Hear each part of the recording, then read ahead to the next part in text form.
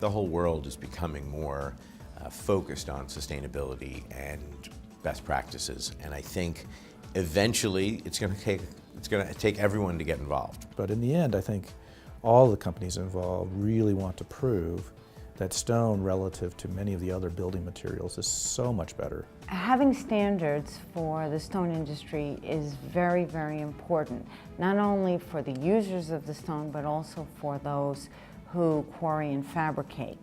The whole world is looking at the environmental issues out there, and this addresses the environmental, the social, the health, everything.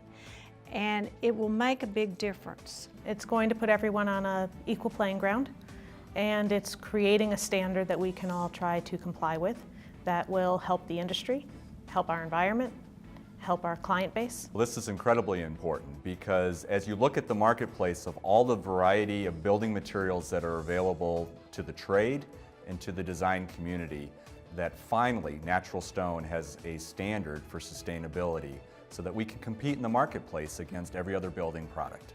By establishing a scientific basis for evaluating and minimizing the environmental impact of building with stone, the standard would ensure stone would continue to thrive and evolve as a building material. This also promotes innovation in the industry. Architects, designers, owners can feel happy or understand that the product they have is coming from sustainable sources. As you travel around the world and view natural stone buildings that have endured for hundreds of years, the question often arises, why would anyone question the sustainability of man's oldest building material? Ever since man evolved from caves and began building, since before the first architectural design, the use of natural stone has been a constant. For thousands of years, natural stone's durability and sustainability have been taken for granted. But today, sustainability means more than just having a long and useful lifespan, even though that's still important. Accounting for the sustainability of natural stone encompasses how the stone is quarried, processed, and transported. How natural stone is used impacts the facilities, the environments, and the people who work within them. The entire process of determining a product's sustainability is part of a growing and global green building movement. That's why the Natural Stone Council, an organization composed of 12 representative associations in the stone industry, is pleased to announce the development of ANSI NSC373 Sustainability Standard for Natural Dimension Stone. ANSI 373 is a wide-ranging standard that establishes criteria to measure the extent to which natural dimension stone has been produced sustainably. It's a standard aimed at recognizing and promoting existing sustainability practices within the industry. NSC 373 is the product of more than 5 years of planning and research and a substantial investment by the Council. In its entirety, the standard establishes well-defined metrics for environmental, economic, and social responsibilities that will be recognized by green building market drivers as indicators of leadership in sustainability performance. More importantly, this carefully constructed standard is scalable. It creates a rating system that will identify natural stone companies that demonstrate environmental leadership through a commitment to sustainable operations and continued innovation. Jonathan Zanger heads one of the nation's largest natural stone distribution companies. Up until now, well, we lived in a vacuum. There were no standards, and architects, owners, designers, retail clients, whoever used stone had to rely on whoever was selling it to them if they wanted to know whether or not the stone was quarried or produced in a sustainable manner and in a socially responsible manner. This standard will give us that information and will give us proof of that information. Josh Levinson is an importer, distributor, and retailer of stone products. Our industry was slow to react at the onset of the green movement. As sustainable design was building momentum, we sat back and wondered, how can we compete? Our product's not renewable. Rather than looking at the great benefits of natural stone for sustainable design, including its availability, its variety, its long life cycle, it doesn't off-gas. The standard was developed by NSC with the help of Ecoform of Knoxville, Tennessee, and NSF International of Ann Arbor, Michigan. NSF International is a third-party entity which has been involved in the creation of numerous sustainability standards using ANSI consensus-based development procedures for building products. Mark Rogers, a longtime architect who oversees the design and construction of buildings at the University of Denver, was the chairman of the committee charged with developing the standard. Well, there's always some misunderstanding as to how stone is brought out of the ground and configured to be used in a building. And to some extent, there's also a concern by architects in particular, but also owners, as to where the stone is coming from, what it takes, how much energy is being used to make the stone, what's its trail, where is it coming from, and how is it getting onto my building. Rogers said that architects and owners are very concerned about sustainability. They basically want to know that the stone isn't being extracted in a way that's unsustainable, that it's using chemicals or something else to cut it, shape it. Rogers said that ultimately, the standard was built to assure an architect or owner that the stone that's being brought from next door, the next state, or across the ocean is coming in a manner that minimizes how it affects the environment. It was not an easy task, one of the reasons it took more than 4 years to develop the standard.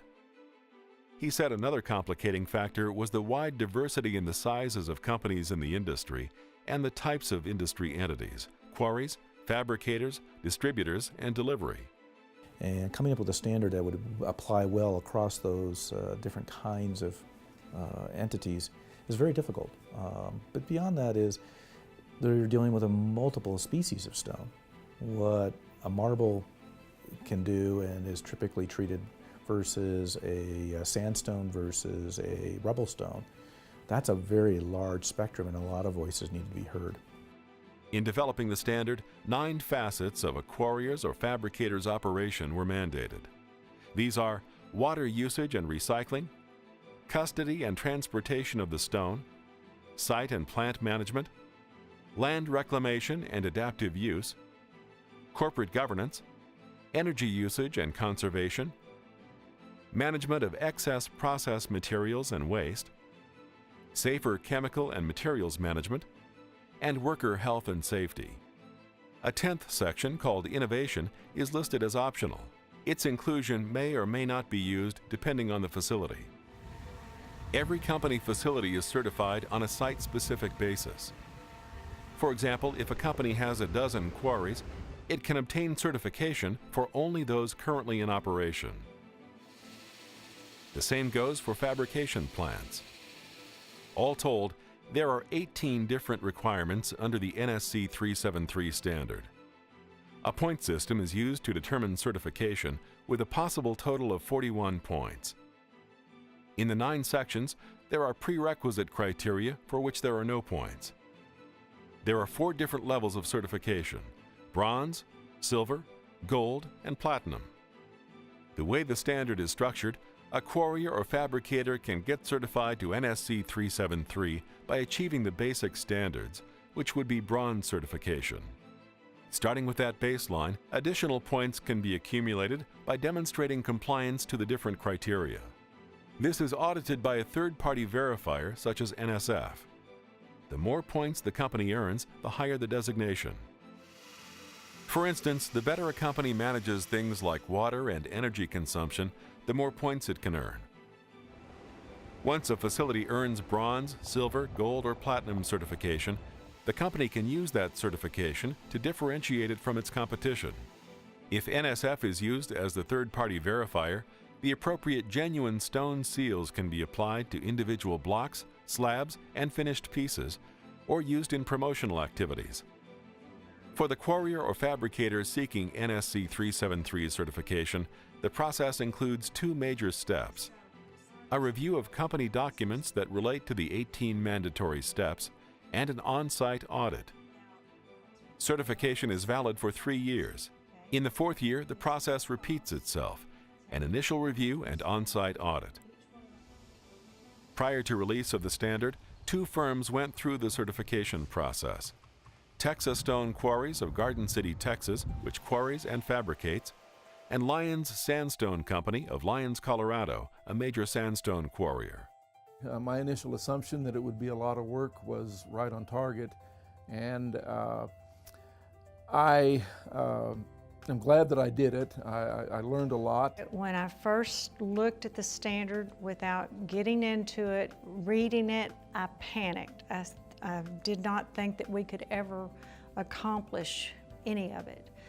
But after I decided that I needed to sit down and get serious about it and started implementing each section, it was not that difficult. Most of your quarriers or your fabricators today use so many of the issues that are in the standard, like recycling water, reclamation.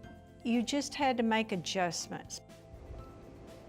There's an important supporting standard to NSC373 called the chain of custody. That covers the entire chain of custody as the material moves from quarry to manufacturing through the supply chain to the ultimate destination. In order for that stone to continue to be certified, it must be processed by a certified fabricator. Down the line, as it moves to potentially an importer or a distributor or a domestic distributor for a local national product, would have to conform to the chain of custody standard. And every step of the way, whoever's handling the product must conform to the standard until it reaches the final destination. Levinson says that the bottom line of the chain of custody is this: to make sure on an audit basis that you're not selling more certified genuine natural stone than you're actually purchasing. Late to the sustainability party, NSC started with a mission to create a tough set of standards befitting Mother Nature's oldest and most enduring building material.